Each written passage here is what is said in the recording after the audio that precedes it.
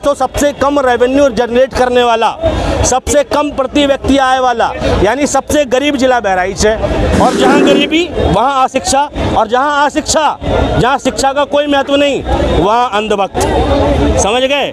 वहाँ बीजेपी का सपोर्टर।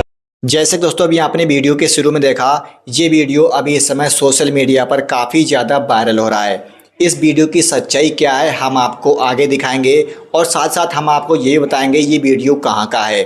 और दोस्तों हम आप सभी लोगों को बता दें, इस वीडियो को देखने के बाद हो सकता है शायद आपकी आंखों से आंसू निकल आएँ, क्योंकि ये जो घटना है सच में वाकई में काफ़ी ज़्यादा दिल दुखाने वाली है।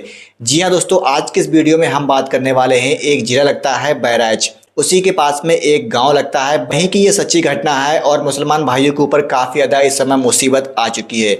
और वहाँ पर जब इन हिंदू मुस्लिम में वहाँ पर जब दंगा हुआ था तो वहाँ पर आप देख सकते हैं जो कि मुसलमान भाई थे और जो कुछ हिंदू भाई भी थे बताए जा रहे हैं, तो वो जाकर खेतों में छुप गए थे अपने आप को बचाने के लिए। उनके छोटे छोटे बच्चे भी थे और कुछ जो है वहाँ पर बड़े बूढ़े जो लोग हैं वो भी वहाँ पर बताए जा रहे हैं। लेकिन वहाँ पर उन लोगों का कहना है कि हमारे ऊपर अभी इस समय काफ़ी ज़्यादा मुसीबत आई हुई है। यहाँ पर जो है बहुत ज़्यादा लोग जो है इस समय भड़के हुए हैं, इस्लामिक झंडे को लोग उतार कर फेंक रहे हैं और यही बता रहे हैं कि जो भगवा कलर के झंडे आते हैं लोग उसको भी उतार कर फेंक रहे हैं।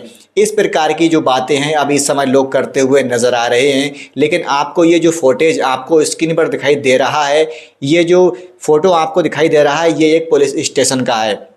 वहाँ पर पुलिस स्टेशन के बाहर यानी कि उसके ठीक सामने पुलिस वाले जो है इन सभी लोगों को उठाकर ले आए थे और कहा था कि आप यहाँ पर रुकिए, यहाँ पर आप जो है सुरक्षित और यहाँ पर आप सेफ हैं। जैसे कि आपको ये वीडियो दिखाई देता होगा। लेकिन दोस्तों मैं आप सभी लोगों को बता दूं, इन लोगों ने अपनी जवानी, अपनी इनकी जो बीती, इनके जो कल बीता था, इनके ऊपर क्या क्या बीती थी, वो सारी कहानी इन्होंने विस्तार से बताई है। तो प्लीज़ आपसे रिक्वेस्ट है वीडियो को पूरा देखिए और इस वीडियो को अपने दोस्तों में ज़्यादा से ज़्यादा शेयर कीजिए।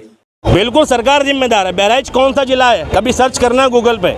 अगर गूगल पर सर्च करोगे तो सबसे कम रेवेन्यू जनरेट करने वाला, सबसे कम प्रति व्यक्ति आय वाला, यानी सबसे गरीब जिला बहराइच है। और जहाँ गरीबी वहाँ अशिक्षा, और जहाँ अशिक्षा, जहाँ शिक्षा का कोई महत्व नहीं, वहाँ अंधभक्त। समझ गए? वहाँ बीजेपी का सपोर्टर। तो वहाँ मिलेगा भाई। जिसकी भी हत्या हुई वो चिंतनीय है, निंदनीय है। किसी एक व्यक्ति की भी हत्या हो रही है तो उस प्रदेश के मुखिया की जिम्मेदारी नहीं होना चाहिए था। मैं ये जानता हूँ योगी आदित्यनाथ और योगी आदित्यनाथ की पुलिस किसी भी दंगा को होने से पहले, अगर इतने स्ट्रॉन्ग डिसीजन वाले माने जा रहे हैं कि भाई बाबा जी का फैसला बड़ा मजबूत है, तो दंगा होने से पहले क्यों नहीं रुक जाता? क्यों सीए के प्रोटेस्ट में हजारों लोग घायल हो जाते हैं, कई लोगों को गोली लग जाती है?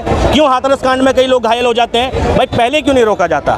भाई हाथरस में क्यों बेटी का बलात्कार हो जाता है? ठीक, क्यों ब्रजभूषण ऐसे बयान दे देते हैं? क्यों इतने सारे विवाद हो जाते हैं? अगर योगी जी सच में पावरफुल हैं और मैनेज कर सकते हैं तो दंगा होने से पहले करें। दंगा होने के बाद तो एक्शन कोई भी लेगा और फिर एक्शन के नाम पर क्या होगा? कम्युनिटी विशेष को टारगेट किया जाएगा। बिल्कुल जिम्मेदारी प्रशासन की होती है, मगर ये बीजेपी की पुरानी आदत है कि उसने कभी जिम्मेदारी नहीं ली है। भाई अगर तुम्हारे राज्य में कुछ घटना घटेगी तो घटने उस राज्य का मुख्यमंत्री, उस राज्य का मुखिया तो जिम्मेदार होगा। भाई ऐसे अगर दूसरे राज्यों में घटना घट जाती है, कांग्रेस के टाइम पे घटना घट जाती थी तो घटना के दौरान वहाँ जाते भी थे लोग दंगा पीड़ित। भाई सरदार वल्लभ भाई पटेल को कहा जाता है लोह पुरुष हैं। क्या था, जब हिंदू मुस्लिम का दंगा हो रहा था तो बीच दंगे में जाके लोगों को समझाते हैं और वहाँ एक व्यक्ति उनके मुंह पे थूक देता है। जब सरदार वल्लभ भाई पटेल कहते हैं कि एक भाई ने गुस्सा थूक दिया, दूसरा भी थूक दे, तो ये नेता होता है कि जो बीच ग्राउंड में जाके काम करता है। ये सरदार वल्लभ भाई पटेल की बातों करना जानते हैं लेकिन सरदार वल्लभ भाई पटेल को नहीं जानते। गुजरात का दंगा हुआ, मोदी जी एक्यूज थे, मोदी जी ने बहुत साल मुकदमा झेला, भाई इज्जत बरी हो गए। पॉलिटिकल क्या कनेक्शन निकला नहीं निकला मुझे नहीं मालूम, लेकिन उस दंगे पे माफी मांगना तो दूर, नरेंद्र मोदी ने आज तक ये भी नहीं कहा कि जो हुआ गलत हुआ और ऐसा नहीं होना चाहिए था। ऐसा ही यूपी में है, दंगा होता है, कम्युनिटी टारगेट होती है, लेकिन दंगे पे माफी मांगना तो दूर, प्रदेश का मुखिया ये तक नहीं कहता कि ऐसी घटना नहीं घटनी चाहिए थी। जिम्मेदारी तो बहुत बात की बात है और बीजेपी मतलब दंगा। भाई लठ तंत्र से सरकार चलाने वाले मतलब दंगा? बिल्कुल, दंगा मतलब बीजेपी और बीजेपी मतलब दंगा। जिस पार्टी का उदय ही दंगे के नाम पर होता हो। कौन जानता था बाबरी मस्जिद के आंदोलन और राम मंदिर के आंदोलन से पहले भारतीय जनता पार्टी को? देश में दंगे कराने के बाद ही तो ये पार्टी आई लाइमलाइट में। इसके बाद दूसरी बार लाइमलाइट में आती है गोधरा कांड के बाद में। तो जिस पार्टी का उदय ही दंगा कराने के बाद हुआ हो, उस पार्टी से दूसरी उम्मीद करते हो। और एक बात बताऊं, असल दंगाई जो हैं वो बीजेपी में अमित शाह, मोदी जी और ये योगी आदित्यनाथ नहीं है। एक अकेला व्यक्ति कुछ नहीं कर सकता जब तक भीड़ तंत्र न शामिल हो। सड़क पर मौजूद अंधभक्त सबसे ज़्यादा उत्तरदायी है दंगे के लिए। योगी जी कुर्सी छोड़ दें तो दंगा नहीं बच सकता, एक मोदी जी कुर्सी छोड़ दें तो दंगा नहीं बच सकता। क्योंकि जब बीजेपी पक्ष में थी, पक्ष में है, तब भी दंगा हो रहा है, और जब विपक्ष में थी तब भी दंगा हो रहा है। क्योंकि बीजेपी की आइडियोलॉजी है जो हर घर तक अंधभक्त तक पहुंची है, और ये अंधभक्त सबसे ज़्यादा खतरनाक है देश के लिए। और हमें देश में अंधभक्त मुक्त भारत बनाना होगा। इंडिया अगेंस्ट अंधभक्त है, जैसे इंडिया अगेंस्ट करप्शन था, इसलिए इंडिया अगेंस्ट अंधभक्त है। ये अंधभक्ति है जो दंगा करा रही है, वरना इससे पहले कोई किसी की कम्युनिटी को टारगेट नहीं करता था। आपको लगता है कि दंगा करवाया जा रहा है? बिल्कुल दंगा करवाया जा रहा है। विचारधारा होती है। मुझे अगर ये कॉन्फिडेंस आ जाए कि मैं आपको मारूंगा और मेरा कुछ नहीं बिगड़ेगा, मुझे अगर ये पता हो कि पीछे से पुलिस मेरा सपोर्ट कर देगी और मैं आपको मारूंगा, मेरा कुछ नहीं बिगड़ेगा, यही विचारधारा तो दंगे की विचारधारा है। दंगे में किसी एक धर्म का नारा लगाना, दूसरे धर्म को टारगेट करना, या दूसरे धर्म वालों का दूसरे धर्म को टारगेट करना। देखो एक्शन पे रिएक्शन तो होता ही है, ये बात सही है, लेकिन पहले किसने एक्शन लिया और पहले एक्शन कौन लेगा? हमेशा पहले एक्शन वो व्यक्ति लेगा जो पावर में होगा। दंगा हमेशा वो व्यक्ति कराएगा जो पावर में होगा, और पावर में इस वक्त अंधभक्त है, बीजेपी के सपोर्टर है। भाई वो जानते हैं कि थाने में जाएंगे मैनेज हो जाएगा, बजरंग दल के लोग जानते हैं थाने में जाएगा मैनेज हो जाएगा, आरएसएस के लोग जानते हैं थाने में जाएगा मैनेज हो जाएगा, और दूसरी कम्युनिटी ये भली भांति जानती है कि उसकी गलती नहीं भी होगी तो भी वो दोषी करार दिया जाएगा। तो वो दंगा करेगा क्यों? वो चिढ़ेगा क्यों?